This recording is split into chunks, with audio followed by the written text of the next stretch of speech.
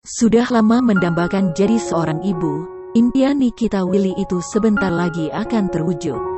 Ia kini sedang mengandung anak pertamanya dengan Indra Priawan.